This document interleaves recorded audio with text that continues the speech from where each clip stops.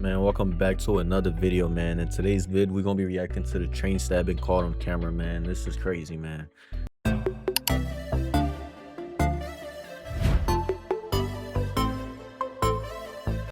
On Friday, August 22nd, 2025, at approximately 9:50 p.m., surveillance cameras recorded 23-year-old Iryna Zarutska, a Ukrainian refugee, boarding a Lynx Blue Line light rail train in Charlotte, North Carolina.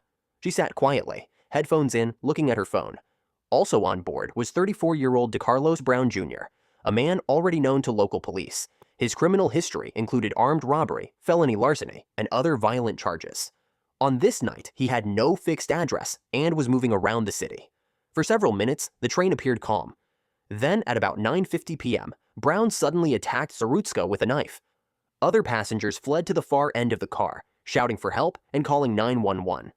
The train stopped near the East-West Boulevard station in Charlotte's South End. Police officers arrived within minutes. They found Zarutska with multiple stab wounds. Despite immediate efforts, she was pronounced dead at the scene. Brown sustained minor injuries during the attack. Officers secured him on the platform, transported him to a hospital for treatment, and then booked him into the Mecklenburg County Jail. He was charged with first-degree murder. The following morning, Charlotte-Mecklenburg police confirmed the victim's identity and released her name publicly: Iryna Zarutska. News of her death spread quickly through Charlotte's Ukrainian community. Vigils were held at the East-West Boulevard station, where flowers, candles, and flags were placed in her memory. Within days, prosecutors filed motions to keep Brown in custody without bond, citing both the seriousness of the charge and his prior criminal record. A Mecklenburg County judge agreed, ordering him held and requiring a mental competency evaluation before trial. For 2 weeks, this was the extent of what the public knew. A young refugee killed on a Charlotte train, a suspect arrested and charged, For no reason. and a community in shock. What no one outside the investigation had seen were the actual surveillance recordings. That changed on September 5th, 2025, when officials released the video, and the story went from a local crime to a global headline.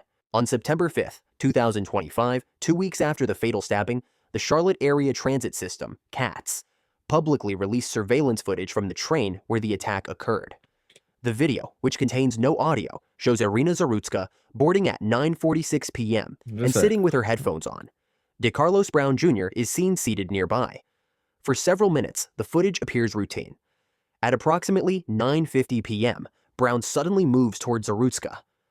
The stabbing itself is not shown in graphic detail, but passengers are seen reacting in panic, running to the far end of... Like, bro, what are we doing? What are you doing, bro? You a man, bro. Like, my fault, bro. I be holding people to my standards, but like, come on, bro. You gotta put your life on the line or something.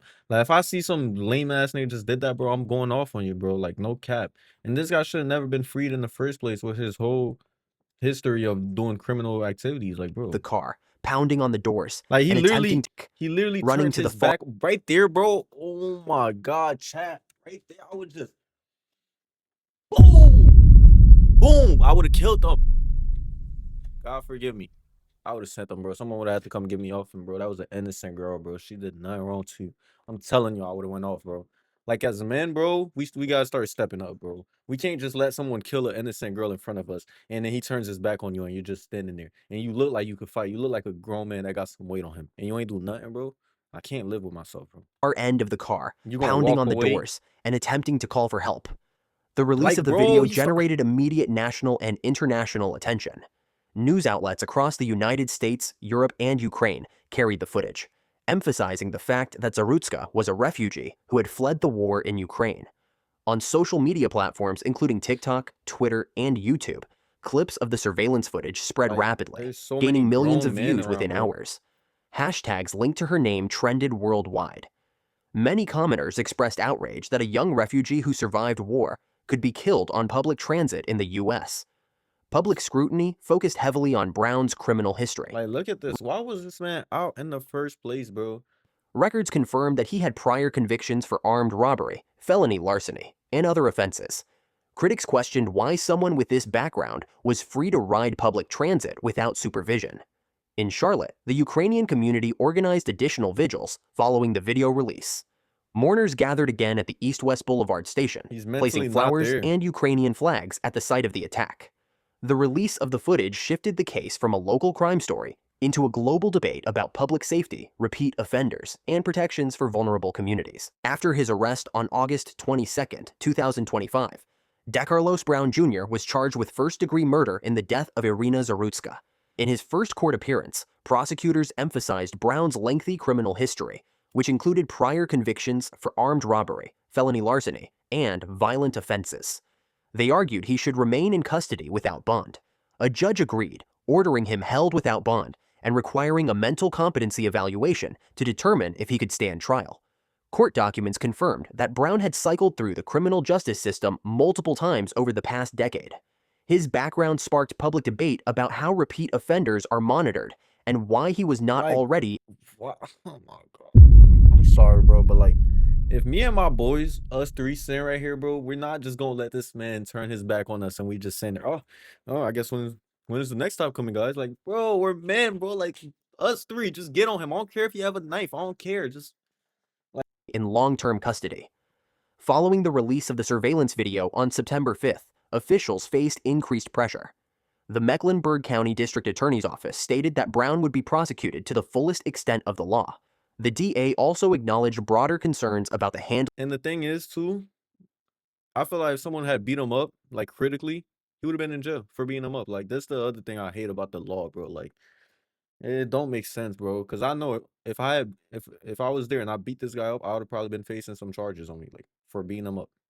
And that's crazy. of defendants with mental health issues, though they did not comment directly on Brown's mental state.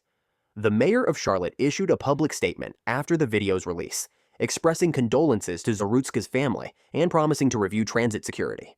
City leaders confirmed that Katz would evaluate current safety protocols, including the presence of security staff and surveillance monitoring. Local Ukrainian organizations continued to hold memorials and fundraisers to support Zarutska's family. They also appealed to U.S. and Ukrainian officials for recognition of her case, framing it as both a personal tragedy and a failure of public protection. By early September 2025, the case had evolved into two parallel discussions: the legal proceedings against Brown and the policy debate over public safety and repeat offenders in Charlotte's transit system. The murder of Iryna Zarutska gained international attention. Media outlets in the United States, Ukraine, and across Europe covered the case extensively, highlighting the fact that Zarutska had fled Ukraine's war seeking safety in the U.S. in Charlotte. The Ukrainian community organized multiple vigils at the East-West Boulevard station. Attendees displayed Ukrainian flags, placed flowers, and lit candles in her memory. Community leaders described her death as both a personal loss and a symbol of the vulnerability of refugees abroad. Globally, the case sparked discussions about refugee protection, public transit security, and repeat offender policies. Commentators noted that Brown's prior criminal history raised questions about gaps in the justice system. Local officials confirmed that the Charlotte Area Transit System, CATS, was reviewing its safety protocols. Recommendations included increased visibility of security personnel, real-time monitoring of surveillance cameras, and coordination with law enforcement for faster response times. The Mecklenburg County District Attorney's Office reaffirmed its commitment to pursuing first-degree murder charges against DeCarlos Brown Jr. Bro, that is His insane, competency bro. evaluation was ordered, and further hearings are expected as the case moves toward trial. For the international community, Zarutska's story became a high-profile example of a refugee surviving war, but falling victim to random violence in the U.S.-Ukrainian officials, and advocacy groups abroad expressed condolences and called for stronger protections for displaced citizens. By mid-September 2025, the case remained ongoing, with Brown in custody with I hope you run into some bad people in jail, bro. And bro, be safe riding these public transit, bro. Like, be safe, bro. These places, bro, always have your head on your shoulders, bro. Like, it's the big 25, bro. Stay safe, man. Be on alert. Like, literally be on alert, bro. Do not just go somewhere and just keep your head on the phone and don't look over your shoulders. Whenever I go somewhere, I always be looking. I don't know why. I always be making sure that I'm alert. Cause bro, people are insane nowadays, bro. Like, especially on the public transit, bro. Like at nighttime, bro, it's not safe, bro. And like, comment, subscribe, man. This was a horrific footage that I had to watch, man. I'm out, man.